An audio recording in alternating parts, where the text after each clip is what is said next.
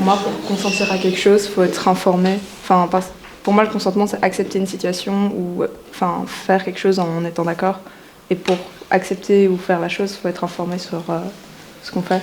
Je trouve qu'il faut s'écouter. Enfin, justement, pour voir si l'autre personne elle est d'accord, il faut écouter du coup l'avis de l'autre personne. Moi, je pense que le consentement, c'est l'accord entre deux personnes. Et il faut écouter l'un et l'autre par rapport à leurs opinions et la façon de penser. Donc c'est une expression aussi quand on rencontre le loup pour la première fois, et je pense que le consentement est très certainement très peu respecté dans les relations sexuelles, et que je pense que c'est un consentement important à avoir. Par exemple, en éducation sexuelle, on n'en parle pas une seule fois, alors qu'on l'a à 15 ans, donc c'est un peu étrange, je trouve. Alors pour le consentement, moi je trouve que c'est un peu comme un contrat. On accepte vraiment on consent à ça que si, on va dire, les clauses de ce soi-disant contrat nous conviennent en fait. Et donc signer, c'est un peu comme donner les clés à notre savoir ou nos actions. Ça peut se lier à ces masques parce qu'on est bien trop souvent tenté de donner notre consentement alors qu'au fond on ne le veut pas vraiment sous l'influence des autres. Pour moi, le consentement, c'est plutôt donner l'accord, mais il faut prendre le temps de réfléchir et du coup, voilà, je prends un tablier pour le temps.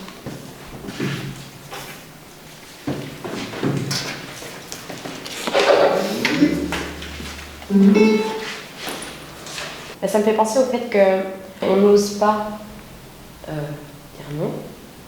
Et on a comme une pression extérieure qui nous empêche de donner notre accord ou non, ou notre consentement. J'ai tendance à vouloir me faire du mal aussi. Et donc j'ai tendance à donner mon accord pour tout, absolument tout. Et donc le consentement pour moi c'est plutôt facile, mais c'est pas toujours la bonne chose à faire. Au début, j'ai clairement été placée par force. Et que c'est pas non plus une situation facile, parce qu'on est un peu en colère un peu sur tout le monde. Tu comprends pas pourquoi ils ont réagi comme ça. Et que clairement, dans cet état-là, t'es un peu seul. Tu te retrouves seul face à toi-même en fait. En fait, moi je suis pas d'accord, c'est comme si moi j'étais le petit lutin là, comme ça. Et que ma maman, elle m'aidait. C'est comme si c'était un ange et qu'elle m'aidait à me relever de ça. Mais qu'il y avait toujours ce truc hôpital qui revient sans cesse. Et que du coup, moi et ma maman, on n'est pas forcément d'accord avec ça. Mais que l'hôpital nous attrape un peu comme ça, vous voyez. Sans notre consentement, justement, du coup. En fait, moi, le consentement, c'est plus... j'ai l'impression qu'on nous oblige à dire oui. D'une façon ou d'une autre. On est comme si on était des marionnettes et même si tu dis non, on te force à dire oui. On te dit t'as dit oui. Ou t'as dit non, je l'entends pas, c'est forcément un oui. Dans mon cas, pendant plusieurs années, j'ai été forcée par des garçons de faire des choses que je ne voulais pas. Ce qui amène aussi à mon autre image. Voilà. Qui forcément, par exemple, le viol, qui amène une autre thématique. C'est beaucoup une sorte de liberté qu'on nous enlève. J'ai tendance à mettre mes sentiments de côté pour faire plaisir aux autres. Et du coup, mon consentement, même si je dis oui, mais que ce n'est pas vraiment ce que je veux, je vais quand même le faire.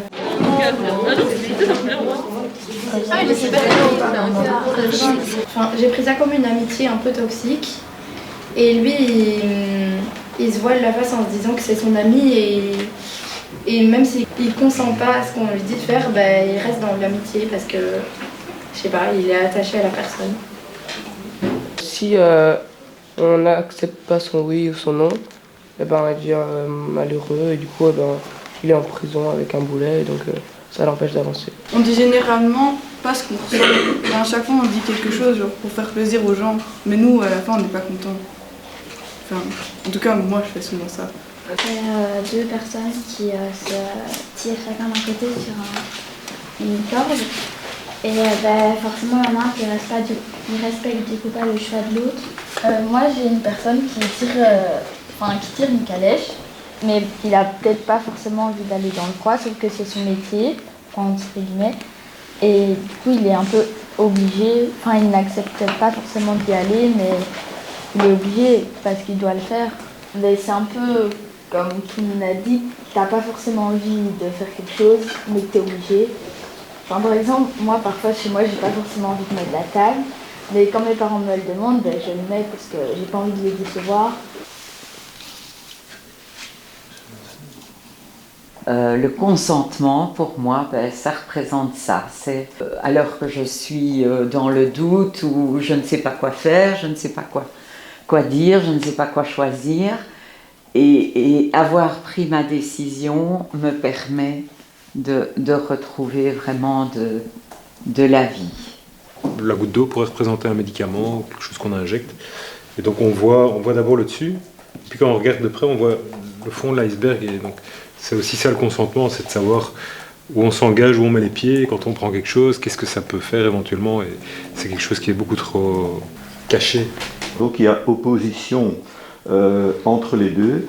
Et pour moi, il ne peut y avoir de consentement qu'à partir du moment où ces deux personnages vont dialoguer ensemble, vont essayer d'exposer le pourquoi l'un veut aller dans telle direction et l'autre dans telle autre direction, sans exercer de pression. Il y a une contrainte souvent à la base d'un consentement, ou des fois ou une réduction de la liberté déjà à la base, comme par exemple la période Covid où là c'était le consentement pour le vaccin.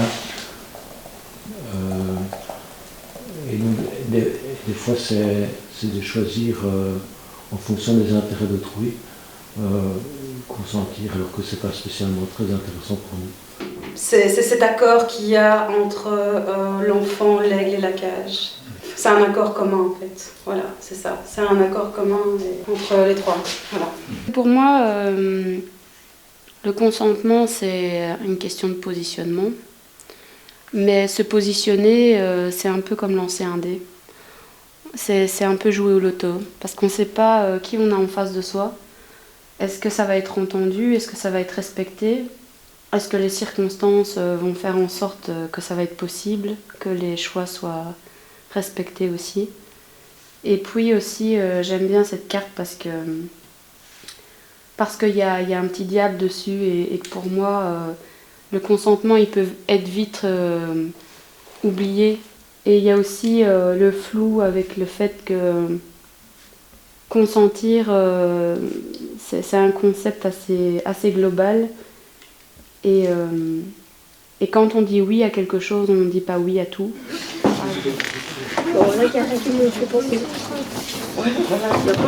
Cette carte me fait penser au consentement vers le viol. Parce que en fait, la fille est enceinte et sur son visage, elle a l'air malheureuse. Et peut-être qu'elle se dit intérieurement qu'après, elle ne pourra pas s'occuper de cet enfant toute seule. Et que le violeur avait pas son consentement. Genre l'oiseau, il voit que tout le monde autour, il l'oblige à faire des choses et lui, c'est son consentement, il fait ce que lui il veut et pas ce que les autres veulent et voilà.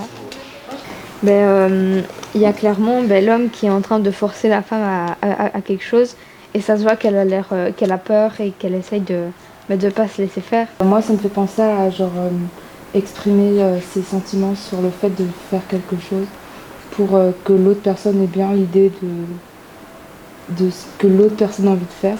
Et donc du coup bien montrer si on est d'accord ou pas d'accord pour que l'autre personne sache quoi faire et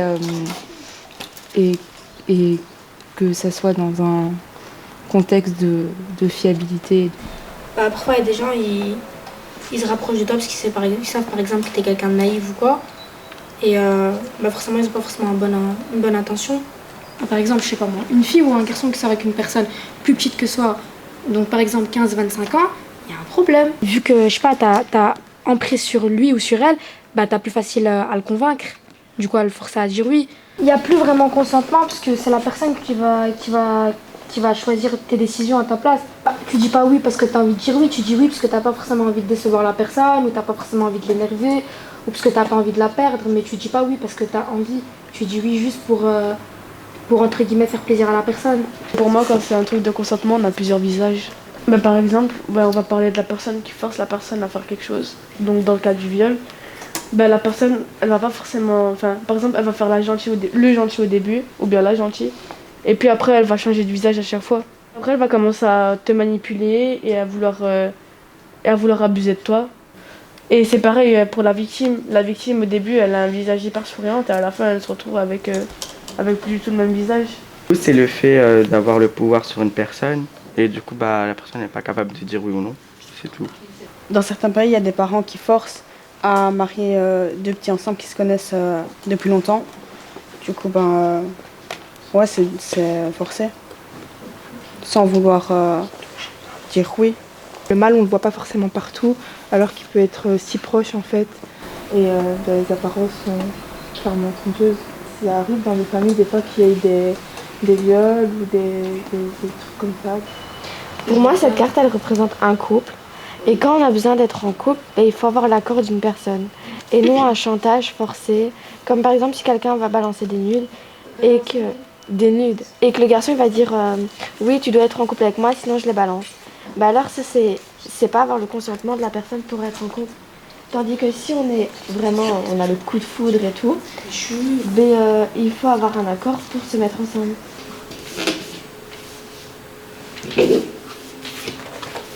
On consent à une situation qu'on assume et on y consent de façon éclairée, mais ça ne veut pas nécessairement dire que c'est la joie, youpi, je consens. Dans le consentement, il y a toujours deux personnages, et puis parce qu'il y a une asymétrie entre les deux personnages. Et donc je pense que dans le consentement en matière médicale, il y a toujours une asymétrie entre celui qui demande le consentement et celui qui le donne. Et donc il y en a un qui est bien informé, est beaucoup plus informé que l'autre.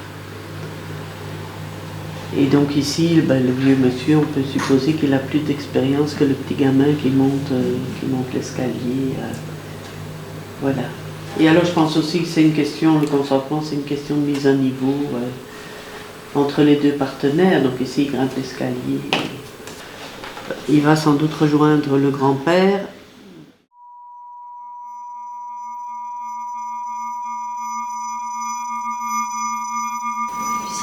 Je dirais que si c'est en accord avec mes valeurs les plus profondes, je dirais oui, tout simplement. Et si je me sens à l'aise avec ce choix-là et s'il me convient. C'est d'abord, si jamais tu es d'accord avec ça, tu t'auras plus facile à l'accepter. Après, il y a quand même une partie où, en fonction de qui te le demande ou de la situation, tu vas peut-être être mené à accepter quelque chose qui te déplaît ou te plaît un peu moins.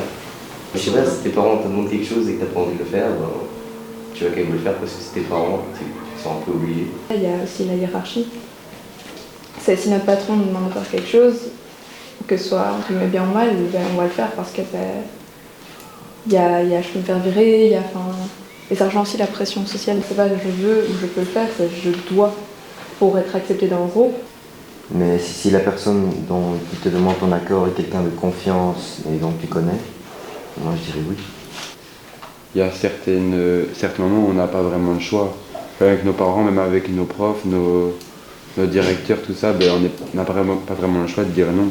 En fait, c'est plus un ordre qu'une demande. Quand ils nous demandent de faire quelque chose, on sait qu'on est obligé de le faire. Donc, quand on me demande de ranger la table, et que mes petits frères et petites sœurs ont déjà fait les autres repas, c'est un peu l'envie de justice aussi qui va me pousser à aller le faire. Moi, on me menaçait du genre je veux m'attaquer à ta famille et je déteste qu'on fasse du mal aux personnes que j'aime et du coup je me forçais beaucoup à dire ok d'accord, si je le fais tu fais rien. Pour moi c'est un mélange entre le sabotage de ma personne, la pression extérieure, aussi une pression de soi-même de ne pas échouer entre guillemets à remplir la requête de telle ou telle personne. Le mien, c'est pour faire plaisir à la personne. Déjà, il y a notre avis qui va dire oui ou non, et après, il y a aussi parfois la pression des autres, où on va dire, moi je dis non, mais eux disent oui, mais je fais quoi? Et alors parfois on ne sait pas, et si la pression est trop forte, on va quand même dire le même avis que les autres, mais ça dépend un peu des situations. On n'a pas envie. Non, là, j'ai vraiment pas du tout envie, du coup, même si les autres veulent, je vais quand même pas le faire. Pour moi, c'est tout dépend de la personne. Alors, si c'est des personnes avec qui tu es plus proche, ben, tu vas peut-être plus dire oui que non. Et si tu n'es pas forcément proche avec la personne, tu vas plus dire non. Si j'ai envie, bah, je vais dire oui, et si j'ai pas envie, je vais dire non, mais je pense qu'il y a des situations où je dis oui parce que, même si j'ai pas envie, parce que j'ai peur de perdre la personne ou parce que, enfin, peur de décevoir quelqu'un, quoi. Si on me dit gentiment tu peux faire ça s'il te plaît, là je dirais peut-être ce que je pense, mais si on me met la pression, je dirais peut-être plus facilement oui que non. La Déclaration universelle des droits de l'homme, donc ce soit en accord avec ces principes-là, tout simplement. Et qu'en plus de ça, que ça me parle, que je me sente concerné par la chose et que je trouve que c'est juste dans le contexte. Après, moi je me base plus sur mon intuition. Est-ce que c'est juste, est-ce que c'est pas juste, c'est ce qu'on me propose. D'abord sur mon intuition et puis sur la réflexion, voir si c'est objectivement pertinent. À la fois, il me faut des arguments objectifs et il ne faut pas qu'on fasse une sorte de pression sur moi pour obtenir mon consentement. Donc je ne veux pas qu'il y ait ce rapport, je vais dire, comme je l'ai dit, de dominant-dominé sur moi si on veut que j'adhère à quelque chose. C'est le respect que la personne pose sur moi vis-à-vis de sa demande ou son avis vis-à-vis de moi. Le respect, la bienveillance, la conscience de mes limites et de mes besoins aussi. C'est en adhésion avec ma colonne vertébrale, avec mes valeurs. Ça doit me permettre de grandir en humanité. Pour adhérer, pour dire oui, il faut pouvoir dire non. Il y a eu un déclencheur, j'ai fait une crise énorme. Et en fait, je me grattais le visage à sang. Et ils ont tenu mes mains. Et ils m'ont dit, t'as le choix. Est-ce que si je lâche ta main, tu vas gratter ton visage ou pas? Alors j'étais vraiment tendue et donc je savais pas répondre et je sentais que ça me démangeait. Mais ils m'ont laissé quelques secondes et puis ils ont lâché mes mains. Et en fait, je me suis pas automutilée plus. Et là, j'avais le choix et là, j'ai consenti. Il n'a pas fallu me se battre avec moi. Il n'y avait pas besoin, quoi. Pour moi, c'est que mais à l'envie des deux personnes et tout, et donc les deux sont d'accord pour. Enfin, je pense qu'on a plus peur de la réaction de ce que les gens vont avoir quand on dit non, que si on dit oui, on est sûr qu'ils vont être contents en fait. C'est la pression sociale, genre s'il y a tout le monde qui dit ouais vas-y fais-le, puis forcément on va le faire parce qu'on se sent obligé un peu. Il faut que celui qui demande le consentement explique bien et informe bien, mais il restera toujours cette asymétrie entre les deux. Donc à un moment donné, je crois qu'il y a une obligation de faire confiance, mais je ne pense pas qu'il y ait un consentement total. Donc c'est une expression de la liberté, mais c'est une liberté qui se construit à deux.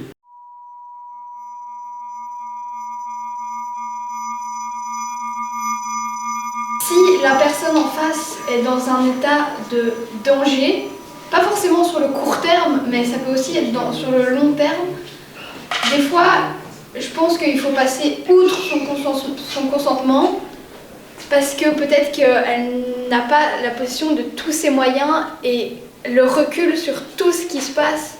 Et si ça peut vraiment nuire à sa santé gravement, j'ai envie de dire on s'en fiche et on va l'aider. Si on voit que la personne s'enfonce, mais qu'elle est entre guillemets d'accord d'aller mal, de s'enfoncer et qu'elle ne fait rien d'elle-même pour aller mieux, ben oui, nous on doit passer outre, qu'elle le veuille pas, ben, tant pis, il y a un moment c'est ça, tu meurs.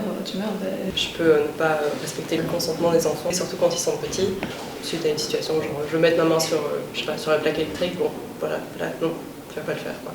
Si elle veut un câlin et qu'elle te dit non, mais que tu connais quand même la personne et que tu vois bien que ça va pas et que tu le sens, tu vas lui faire un câlin, tu vas lui reposer la question si vraiment ça va. Si la personne se fait du mal consciemment, c'est pour l'en empêcher, pour son bien.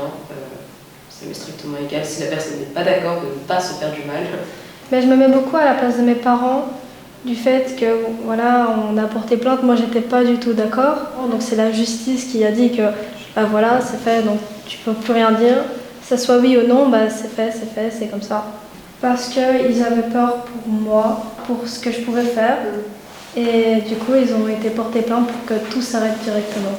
Quand ma soeur elle me dit non, je vais prendre un de ses vêtements, bah, je le prends quand même.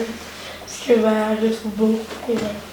J'ai voulu que mon petit frère joue avec moi, alors après il a dit non, alors j'ai insisté, après il a fini par jouer. Il y a mon petit frère, il faisait le dingue, parce qu'il a 3 ans, donc c'est normal. Du coup je l'attrape parce qu'il va finir par casser quelque chose ou se faire mal ou quoi. Et vu qu'il comprend pas, il me dit hey, lâche-moi. Du coup moi je le lâche pas parce qu'il va se faire mal et tout. Pour des personnes qui font une activité qui peut potentiellement être dangereuse pour d'autres, des menaces ou des menaces de suicide, des choses comme ça. Donc là, on est obligé d'intervenir. Il y a la réalité et quand les personnes ne sont plus dans la réalité, il n'y a rien à faire. Il faut pouvoir prendre une décision. Ça va pas, quoi. Je l'ai vécu avec mon fils plusieurs fois parce qu'il a essayé plusieurs fois avant de parvenir à ses fins. Dans un contexte où la sécurité de la personne est mise en jeu, alors là je suis pas très regardante au consentement. Surtout si elle veut se faire du mal ou...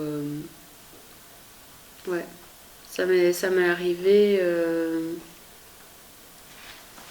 une ou deux fois où une personne m'avait interdit de parler de sa situation et où je me suis dit mais si j'en parle pas et que par derrière elle se fait mal ou qu'elle essaye de se tuer, non, là je suis désolée mais je n'ai pas le choix.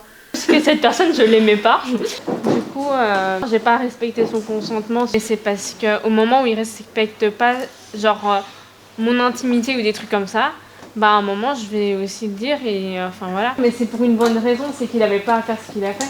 Ma fille, il y a eu beaucoup de problèmes. On a plutôt essayé d'exercer un pouvoir d'influence. La marijuana, c'est vrai que c'est lui finalement qui y a renoncé, mais on a beaucoup tapé sur le clou quand même.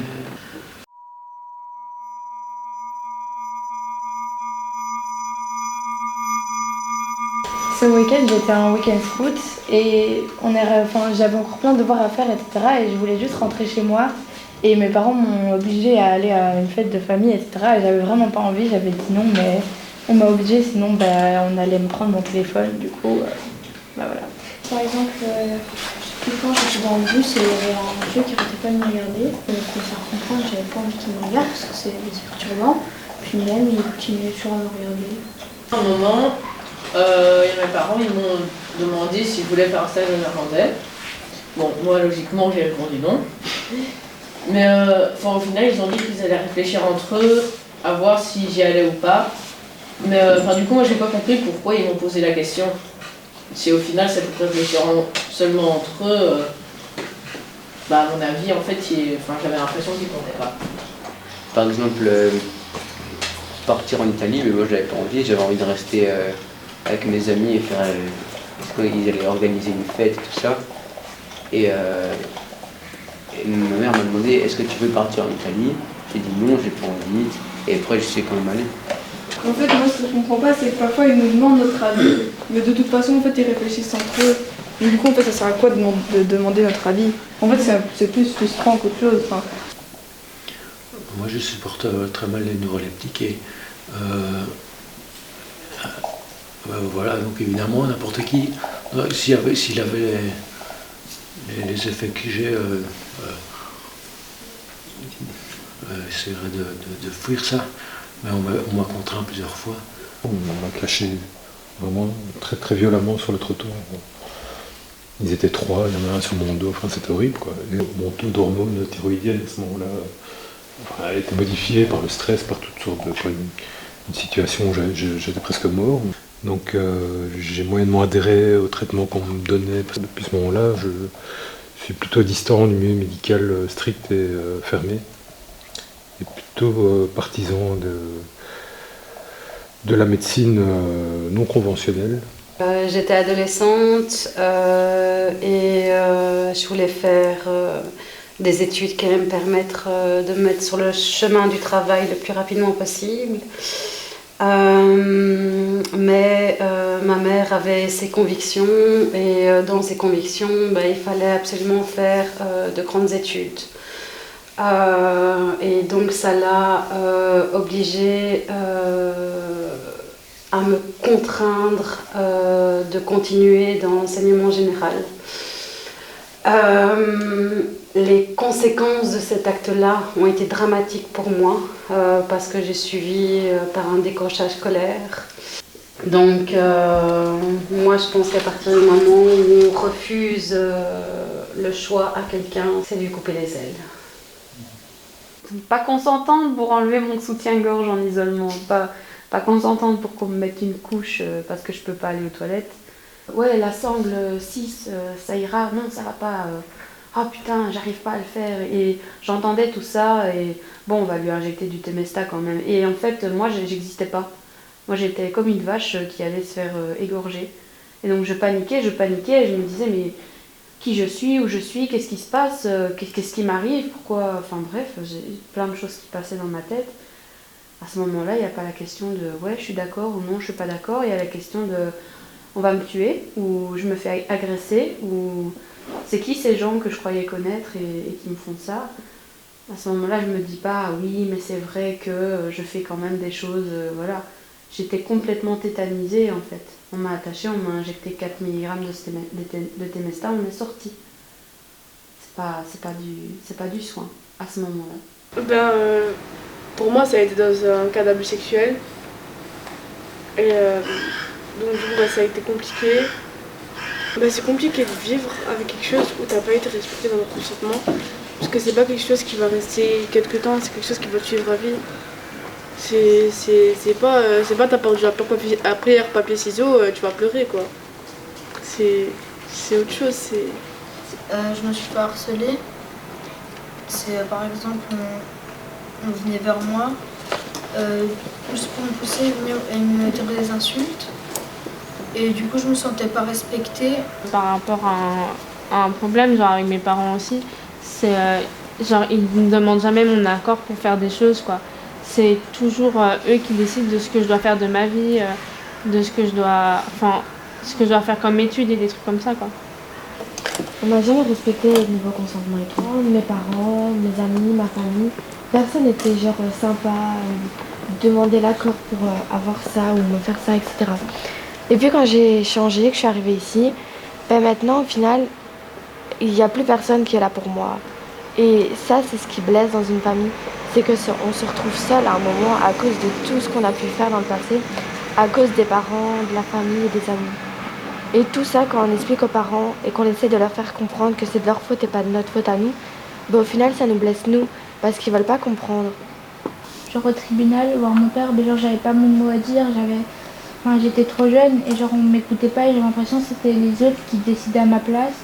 Et genre moi j'étais là et en fait je devais suivre même si j'étais d'accord ou pas. Et genre j'avais pas mon mot à dire, mais maintenant genre c'est passé, mais genre c'est le moment où genre je me suis sentie le moins respectée. Je devais faire des choses et je comprenais pas pourquoi ni comment et genre j'étais trop jeune pour m'en rendre compte quoi, mais maintenant je m'en rends compte genre que j'ai pas été respectée et que je comprenais pas et que j'aurais aimé dire ce que je voulais dire et pas ce que les autres voulaient que je dise. Moi j'ai dit quelqu'un n'a déjà pas respecté mon consentement et quand j'en ai parlé, genre les gens ont trouvé ça normal presque parce que tout le monde avait déjà eu ça dans sa vie et tout ça. Et moi je trouvais que c'était pas juste parce que c'est une obligation d'avoir le consentement de l'autre personne. Et même s'il y a des choses pires dans la vie, c'est une personne qui vient de se faire toucher ou quelque chose du genre, il faut l'écouter, pas augmenter dans la situation et dire qu'on a eu pire que l'autre parce que du coup la personne qui a vécu cet événement se dit que c'est pas grave alors que si en fait c'est grave. Voilà, j'étais la seule petite grosse de l'école et du coup je disais rien. Ouais, j'étais timide et tout et du coup on m'insultait et on faisait beaucoup de trucs. Et du coup, bah, pour me faire respecter, en fait, j'ai dû me battre. Mais quand j'étais en primaire, bah, clairement, moi, je voulais plus faire partie de ce monde. C'était trop pour moi, j'avais beaucoup de trucs. L'histoire de la maison de Wavre, hein, ça c'était une violence quand même assez carabinée, où tout à coup, et vous découvrez par la bande qu'on va construire à côté de votre maison quelque chose qui va la rendre impossible à habiter. Et vous le découvrez par hasard. Et puis vous essayez d'y voir clair, de vous y opposer, en tout cas, et vous ne parvenez pas à avoir un espace de discussion.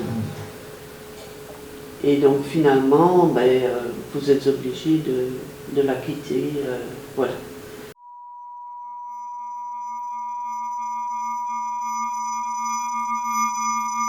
Si j'ai une maladie psychiatrique ou juste une maladie, j'accepterais éventuellement qu'on me donne un avis sur mon choix et qu'on me propose un choix différent. Si je suis dans incapacité de faire le choix par moi-même parce que émotionnellement ou mentalement, comme ici a dit, ça va pas. Enfin, si je suis juste genre perdue et que je sais pas quoi faire, je vais aller demander de l'aide et indirectement la personne va choisir pour moi. Enfin, si t'es pas lucide, ce serait mieux que certaines personnes prennent des décisions à ta place. Enfin, là j'ai un exemple, par exemple si t'es bourré ou quoi, c'est mieux de suivre l'avis de quelqu'un qui est complètement lucide, sobre, parce que tu sais que ce qu'il va dire pour toi serait le meilleur, parce que toi t'es pas vraiment en capacité de réfléchir toi-même. Bah ouais, quand t'es dans l'incapacité de prendre la bonne décision, bourré ou autre chose, quelque chose qui fait que tu peux pas choisir ce qui est bon pour toi. Si cette personne a une compréhension, un savoir plus élaboré que le mien sur un sujet que je comprends pas, et si j'ai confiance en cette personne surtout, là je pourrais me dire ok, je veux bien que tu fasses des choix plus intelligents que moi alors que je comprends pas du tout ce que je fais. Et si on sait qu'on n'est pas apte à réfléchir correctement à ce qui est le mieux pour nous et que bien évidemment on fait confiance à la personne. Quand on agit sous la peur et qu'on a juste besoin d'un petit coup de pouce pour aller vers le mieux, j'aurais tendance à faire en sorte qu'il fasse quand même quelque chose sans que je sois d'accord. Par exemple, si c'est en rapport avec la justice, j'étais pas d'accord pour qu'on porte plainte contre parents. Et pour finir, même si j'étais pas vraiment au courant sur moi-même qu'on l'a fait et que je n'étais pas d'accord, je pense que c'est quand même mieux. C'est aussi quand il y a des mauvaises émotions, on a tendance à mal réagir, que ce soit sous la colère ou soit la tristesse. Je préfère demander à quelqu'un de positif mentalement. Voilà. Par exemple, si une personne elle a pas envie de faire quelque chose, mais c'est juste parce qu'elle a peur ou quoi, et que nous on la rassure, et on ne l'oblige pas vraiment, mais on fait un peu tout pour qu'elle vienne. Et après, elle le fait, elle est quand même fière de l'avoir fait, elle est quand même contente, elle s'est bien amusée, et alors ça justifie un peu parce que c'était quand même pour qu'elle s'amuse. Mon frère il déteste les légumes vraiment, à part les carottes, il déteste tous les légumes, il déteste la viande et tout. Du coup, mes parents ils l'obligent un peu à manger, mais c'est parce que c'est pour son bien. Quand j'ai terminé ma carrière professionnelle, j'ai fait une très grosse dépression. J'avais l'impression que je ne servais plus à grand-chose, étant donné que j'investissais à du 150% dans ma carrière professionnelle. Et donc je suis tombé dans une grosse dépression, et le médecin traitant a souhaité que je puisse être hospitalisé. Et ce sont mes proches qui ont finalement choisi pour moi l'endroit où on allait m'hospitaliser. Ce n'était pas avec mon consentement. Maintenant, je me rends compte qu'ils le faisaient de bonne intention, quoi. Et donc, voilà, j'ai accepté ce non-consentement, je l'ai accepté, j'ai avalisé, quoi. Quand on arrive à dépasser, on en sort plus fort qu'avant. En tout cas, pour ce qui me concerne, c'est exactement ce qui s'est passé. Je pense qu'à partir du moment où on est dans une situation de vulnérabilité, c'est permettre à l'autre d'exercer notre consentement. Moi j'entends le mot vulnérabilité par danger, et c'est seulement après coup, en remettant tout ça en question, quand nos idées deviennent plus claires, qu'on se dit oui mais là attention parce que les bons choix n'ont peut-être pas forcément été pris, ça a eu des conséquences sur moi. Donc ça peut être mis en question par la personne qui a vécu ce non-consentement entre guillemets. En fait c'est presque absurde de parler de consentement en psychiatrie. Ils n'ont pas les moyens de respecter le consentement du patient. Ils sont une petite équipe pour autant de patients. S'il y a 2 crises qui se déclenchent en même temps, ils doivent choisir, ils sont complètement dépassés. Mais en psychiatrie, ils travaillent depuis tellement longtemps, avec cette double contrainte entre la liberté, la sécurité et tout ça, et le consentement, que je trouve qu'ils auraient pu élaborer quelque chose à ce sujet-là. La convention, ça existe depuis combien de temps? Depuis combien d'années? Ils peuvent peut-être réfléchir, le protocole pour, c'est ça. Ou des phrases type, ou entraîner les soignants, faire des jeux de rôle. Il n'y a pas encore ça. Des décisions sans consentement, il y a la question du bien commun. Dans le contexte actuel, je trouve qu'on met tellement l'accent sur la liberté individuelle qu'il est impossible de prendre des décisions collectives fondées. Et il y a une exacerbation de la liberté, et d'une liberté qui est le petit plaisir souvent, ou la petite convenance, quoi. Donc oui, je crois qu'à un certain moment, on se parle de consentement, dire écoutez les amis, il n'y a pas le choix ici. On ne va pas revenir au vaccin, mais en matière de vaccin, je crois qu'il y a des situations où à un moment donné, le pouvoir doit imposer des choses.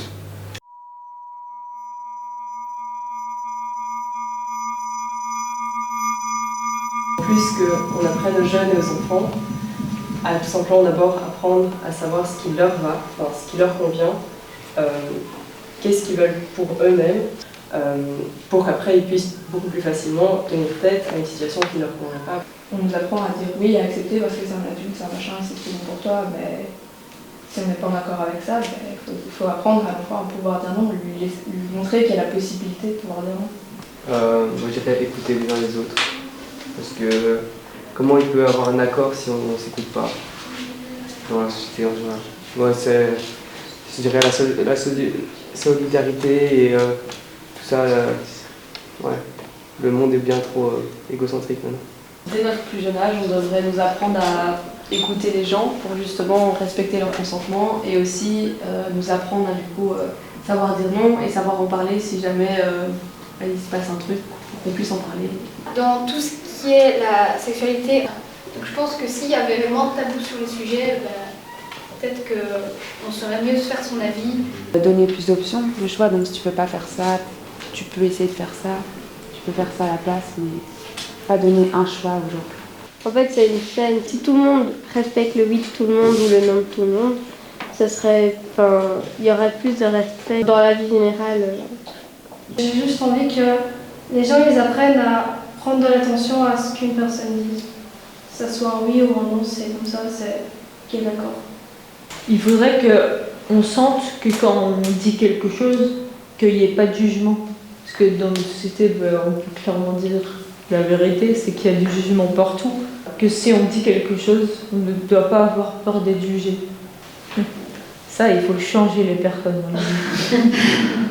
Eh bien, il faudrait faire en sorte que la mentalité de non, c'est oui, change et qu'on respecte clairement le non.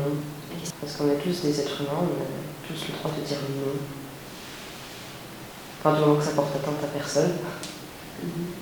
Mais que c'est notre décision et que c'est juste pour nous. C'est pas parce qu'une personne va dire non qu'il faut le prendre mal, c'est juste que la personne n'a pas tout le temps envie de faire quelque chose. Genre si on dit non, c'est pas pour être méchant, mais c'est pour soi-même en fait. Tout le monde est influencé sur tout ce que les gens disent sur les réseaux et tout. Donc si on en parle par exemple sur les réseaux, ça va tourner et ça va peut-être essayer de réveiller plus les gens sur la vraie vie. Je veux dire, mettre une vidéo en disant qu'il faut aussi l'accord des personnes par rapport à des choses, qu'il ne faut pas toujours forcer la personne. On ne sait pas changer les gens. Genre les gens ils changent parce qu'eux ils ont envie de changer, on n'arrivera jamais à nous faire changer les gens. Quand on a une personne avec qui on veut faire des choses, avoir une vraie discussion avant de comment on voit la chose, sans être gêné pour que les deux personnes ne se trompent pas sur comment faire. Expliquer bien et avoir une relation de confiance. Donc je trouve que dès la maternelle, faire des cours de morale ou un truc du genre pour dire que c'est important d'avoir le consentement, de respecter ce qu'est la personne et tout, d'être soi-même. Parce que ce qui est important quand on n'a pas respecté le consentement de quelqu'un, c'est de s'excuser, mais pour de vrai, donc, en le pensant et tout. C'est un peu impossible de faire changer les gens, à part si on instaure ça dans les écoles dès leur jeune âge. Le fait qu'il y a le consentement et tout. En fait, le truc, c'est que si on dit non, c'est non. Vous voyez, si on dit non, c'est non. C'est pas non, oui, c'est non. Et les gens, ils doivent comprendre ça. Il faudrait faire, on va dire, un jour dans la semaine où les gens peuvent exprimer ce qu'ils pensent. Parce que souvent, dans les familles, si c'est habituel qu'il se passe des choses comme ça, on ne respecte pas leur consentement, les gens ne sont pas censés le deviner qu'il n'y a pas leur consentement. Que si on leur explique, ils peuvent déterminer d'eux-mêmes s'ils sont d'accord ou pas d'accord. Parce que c'est comme si depuis que tu es tout petit ou toute petite, tu vis un truc. Finalement, tu sais même, pour toi, ça va devenir habituel. Quand tu vas le raconter aux autres, les autres vont te regarder bizarrement parce que c'est pas normal. Mais pour toi, ça va être normal. Que si on t'explique que c'est pas normal, tu comprendras déjà peut-être mieux. Ça, pas faire un cours que pour ça, mais intégrer ça dans un cours de citoyenneté philosophie, se réunir avec des classes comme ça et en parler et voir ce qu'on peut faire. Il faudrait vraiment une formation des professionnels à l'information, à l'écoute, aux enjeux aussi du consentement. Je pense vraiment que c'est une affaire d'autonomie partagée. Consentir, c'est consentir à une proposition. C'est déjà être dans l'ordre de quelqu'un qui propose et quelqu'un qui va accepter. Et donc, est-ce que le mot consentement est le meilleur, puisque déjà il met les deux partenaires sur en déséquilibre. Voilà. Et donc peut-être dans d'autres contextes comme l'école, etc., il ne s'agit pas seulement de consentir à, mais peut-être aussi d'être d'initiative en définitive. Et pour moi, c'est éduquer à garder la conscience de l'autre et qu'il y ait des éducateurs et des psychologues qui fassent vraiment leur boulot avec des activités, avec des discussions, avec animer des groupes sur le consentement, sur la responsabilité du patient, sur la communication non violente, sur les plans de crise qu'on a fait, sur élaborer un réseau, sur la gestion émotionnelle. Il y a énormément de travail à faire en psychiatrie, mais vous voulez faire adhérer des personnes à des décisions, mais laissez-les faire les leurs. Mettez-les en situation parce qu'il n'y a pas de décision sans expérience. Et du coup, ça responsabilise pas, ça autonomise pas et ça vole quelque chose. C'est dommage.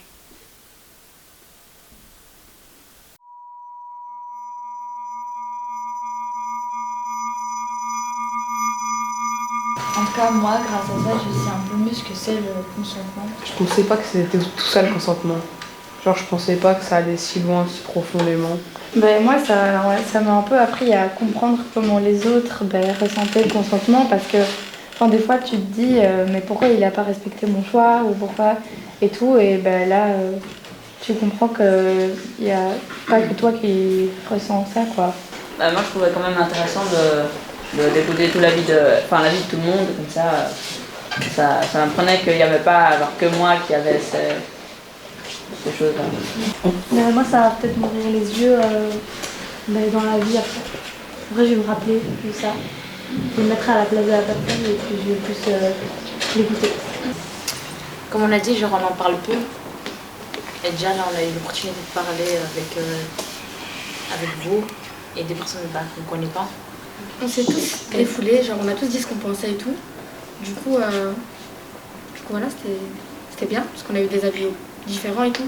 Peut-être qu'il y en a qui sortiront d'ici avec des idées différentes. C'était touchant.